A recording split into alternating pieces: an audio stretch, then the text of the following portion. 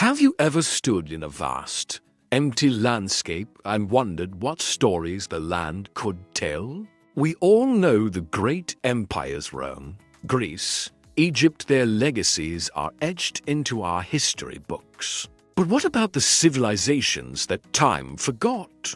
The ones whose cities have been swallowed by jungles, whose languages have faded into whispers on the wind. Today, we're embarking on a journey into the shadows of history to uncover the incredible stories of civilizations that rose, flourished, and vanished, leaving behind only enigmatic echoes. Prepare to question everything you thought you knew about the ancient world. Let's begin our journey in the heart of modern-day Turkey, a place you might know for its stunning coastlines and bustling cities. But beneath the surface lies a secret that rewrites the very origins of human civilization. Göbekli Tepe. Picture this. It's 12,000 years ago. Humanity is supposedly made up of small, nomadic hunter-gatherer tribes. Yet, here, on a barren hilltop, these ancient people erected something extraordinary. We're talking about massive, T-shaped limestone pillars, some weighing up to 20 tons, intricately carved with reliefs of boars, foxes, lions, and vultures. This wasn't a settlement. Archaeologists have found no signs of houses or daily life. It was a temple, a sacred gathering place, built thousands of years before Stonehenge, before the first pyramids of Egypt. For decades, we believed that agriculture led to settlement, which then allowed for complex religion and monumental architecture. Göbekli Tepe flips that theory on its head. It suggests that the profound, shared need to build something sacred, to come together for ritual, might have been the very catalyst that pushed humanity towards settled life. These hunter-gatherers may have developed farming simply to sustain the workforce needed to build and maintain this incredible sanctuary. It's a mind-bending revelation. Did faith, not food, build the first communities? Now, let's travel across the Atlantic to the coastal deserts of Peru. Long before the famous Inca Empire, another sophisticated culture thrived, known as the Nazca. You've probably heard of them because of one of the world's greatest mysteries, the Nazca lines. These are gigantic geoglyphs, enormous designs etched into the desert floor. We're not just talking about simple shapes. There are over 800 straight lines, some stretching for miles, alongside 300 geometric figures and 70 incredible depictions of animals like a hummingbird, a spider, a monkey, and a whale. These figures are so massive that they are only truly comprehensible from the sky. This has led to all sorts of wild theories, but the most accepted explanation is that they were created for their gods in the heavens. Imagine the precision and planning required. Without modern tools or aerial views, the Nazca people created these perfect, large-scale drawings. But the Nazca were more than just artists. They were ingenious engineers. In one of the driest places on Earth, they built a sophisticated system of underground aqueducts called puquios. These spiral-shaped wells tapped into subterranean water, allowing them to farm the desert and sustain their civilization for centuries. The Nazca lines were their message to the gods, while the puquios were their lifeline to the earth. From the deserts of Peru, we journey north into the lush, tropical lowlands of Mexico. Here, shrouded in the jungle, we find the legacy of the Olmec, often called the mother culture of Mesoamerica, flourishing between 1500 and 400 BC.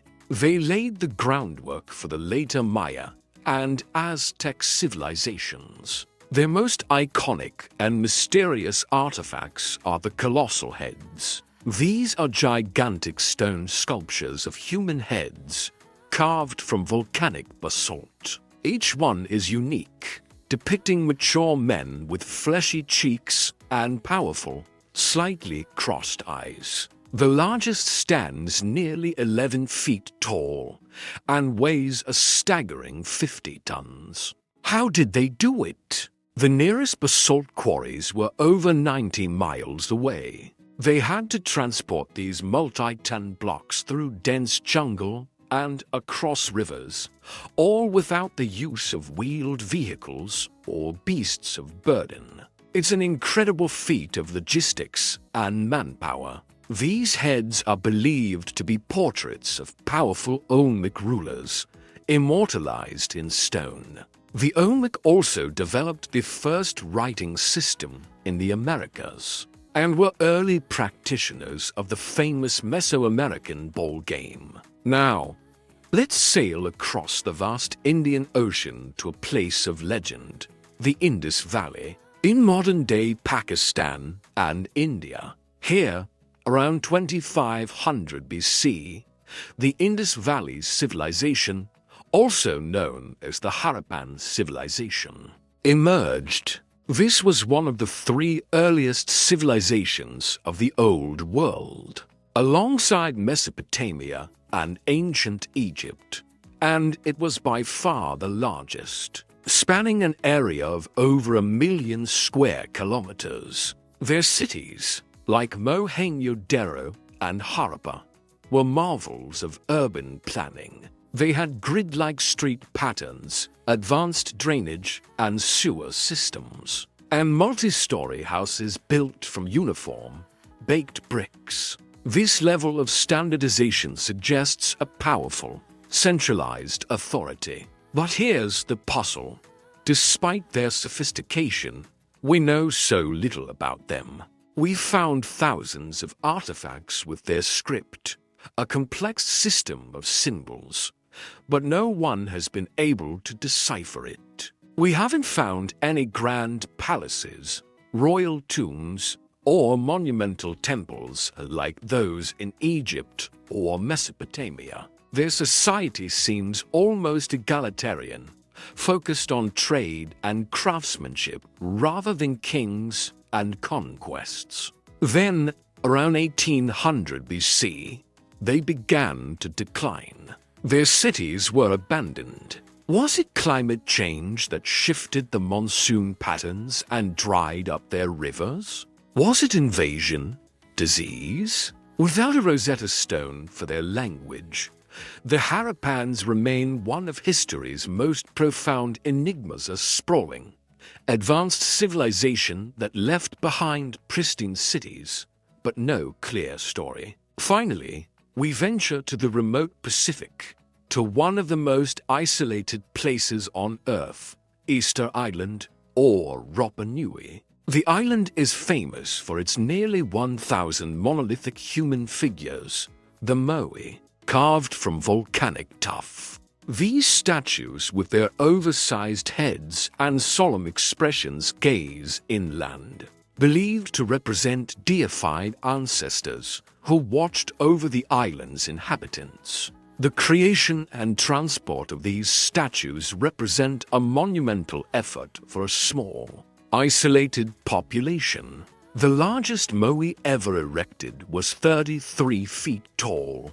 and weighed 82 tons. Another, left unfinished in the quarry, would have been 70 feet tall and weighed 270 tons. The story of Rapa Nui is often told as a cautionary tale. It's believed the islanders, driven by clan rivalry and devotion to their ancestors, depleted their resources, cutting down all the palm trees to transport the moai. This led to soil erosion, starvation, and the collapse of their society. However, recent research suggests the story is more complex, with the arrival of Europeans and the diseases they brought playing a much larger role in the population's collapse than previously thought. The true story of Rapa Nui is still being debated, a powerful reminder of human ingenuity,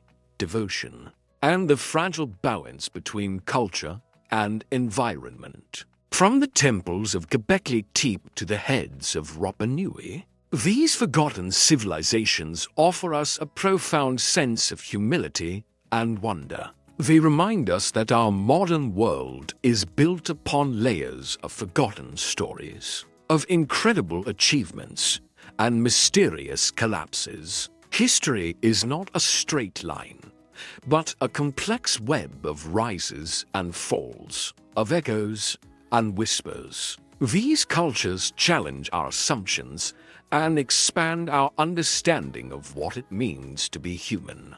They prove that ingenuity, faith, and the drive to create are timeless currents that have flowed through humanity for millennia.